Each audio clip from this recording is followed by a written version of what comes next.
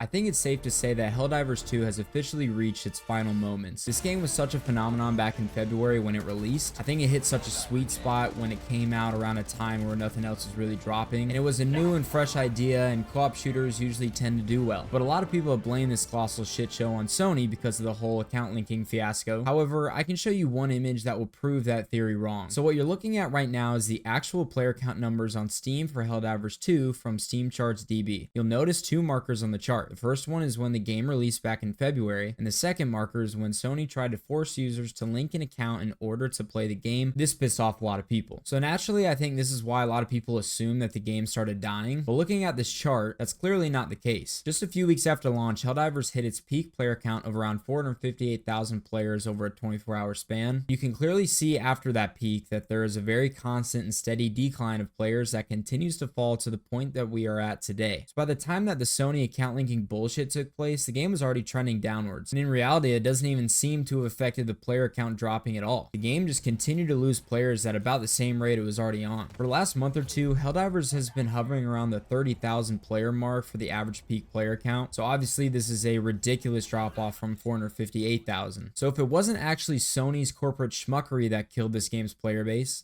then what did? I think if there's one big glaring issue that just smacks you right in the face when you just stop and compare Helldivers' current version to its launch version. The live service management has been absolutely dog shit. The game has been out since February, and there still hasn't been any sort of huge content update that adds a new enemy faction or some big event or anything like that. They've taken this approach to releasing content where they just drop it in a very slow drip with very small additions every so often. There was a leak way back around the first month or two that Helldivers dropped, and it was a bunch of in-game assets for a new enemy faction, which was actually in the first Helldivers game, the Illuminates. The lack of content is the factor, in my opinion, that has plagued the game the most. The fact that the game in terms of enemies, mission types, and overall content has not really changed at all since launch has really made the game dry and repetitive for a lot of players. They desperately need to add the Illuminates as soon as possible with new mission types and also free new battle passes, or war bonds as they call them. They need real new content to try and generate hype and bring people back into the game. Speaking of those war bonds, I think the fact that the game already costs $40 for you to play, and then on top of that they charge you $10 for each additional war bond, I think is a really poor strategy. And this is something that is really frustrating to me because it's just such a dumb decision. You cannot charge people to play your game and then also expect to charge them for every additional bit of content as well. It's not complicated. Either give the game a price tag and release all the additional future content for free, or make the game free to play and charge them for the additional content as you release it. Just pick one or the other. And on top of that, the content in all these war bonds hasn't even been worth it. There's not that much content in the war bonds already, but the stuff that is in there is usually pretty garbage, or if it is good, it gets nerfed out the fucking wazoo and becomes unusable. For perspective, the only free war bond that is available in the game was released all the way back during the launch of the game, which is just stupid. The free war bond pretty much acted as the beginner progression tree. It had 10 tiers and contained most of the weapons and armor that you could get in the game at launch. So compare that to the 6 different paid premium war bonds that only have 3 tiers each, with barely any weapons and armor found in each one. You're essentially paying $60 for 18 tiers of content if you were to buy all of them. Now that is a large steaming pile of horseshit and obviously not worth the money, especially after already paying $40 for the base game. But going back to those weapon nerfs, this points out the bigger issue of the overall balancing throughout the game. This issue has been another one of the most frustrating reasons why the majority of players have left Helldivers 2. And it's confusing because it doesn't really make sense why this became such a big issue. Compared to the trash state that the balancing is in today, the game felt way more balanced back at launch, especially when compared to the bad state that it's in today, and they just can't seem to figure it out. All the way back in May, the CEO at Arrowhead, the studio that developed Helldivers, said that they had, quote, gone too far with the balancing in that it feels like every time someone finds something fun, the fun is removed. Guys, if your CEO is saying this type of shit all the way back in May and you still haven't fixed it towards the end of August,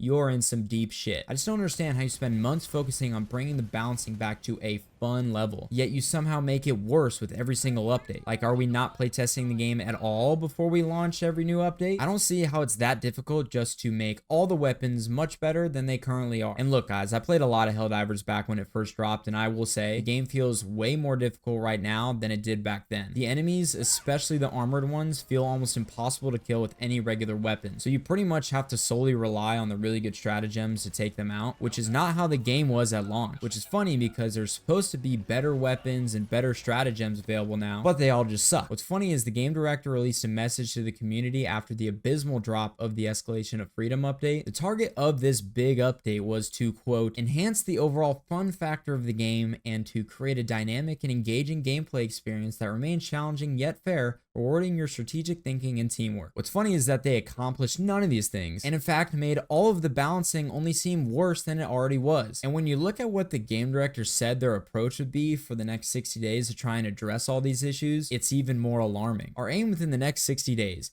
continue to re-examine our approach to balance. Our intention is that balance should be fun, not balance for the sake of balance. Update how the fire damage mechanic works to tweak how the flamethrower serves as a close range support weapon. Quick straight revert won't work as it would break other things. Rethink our design approach to primary weapons and create a plan for making combat more engaging. And rework chargers. The fire one is funny because the new paid premium war bond that they just dropped with this update is fire based, and they already royally fucked that one up. The fact that Arrowhead is explaining to the community that they have to rethink and re-examine core gameplay design and mechanics tells you all that you need to know. For some reason, they just don't know what the hell they're doing right now. They're admitting that at least in this current point in time, they cannot figure out how to fix the garbage balancing problem that they created. And ladies and gentlemen, if they can't figure out how to fix the balancing in 60 days, you can go ahead and uninstall this game and kiss it goodbye. Because if they don't fix these massive issues in that amount of time, then they're gonna lose the rest of the player base. Can they recover? If I was Arrowhead and I was looking to bring players back into the game, then I think the roadmap is pretty clear. Number one, fix the balancing like they already stated, but actually fix it this time. I don't care if the weapons feel too OP, just buff pretty much everything so that players can actually start having fun again and use the loadouts that they want to actually use and not feel that they're forced to use certain weapons and sweat their dick off. Two, bring in a new enemy faction. I know that some people may be thinking or might have already commented something like, this is just AA Studio. They're working with what they got. They can only do so much. Well, guess what?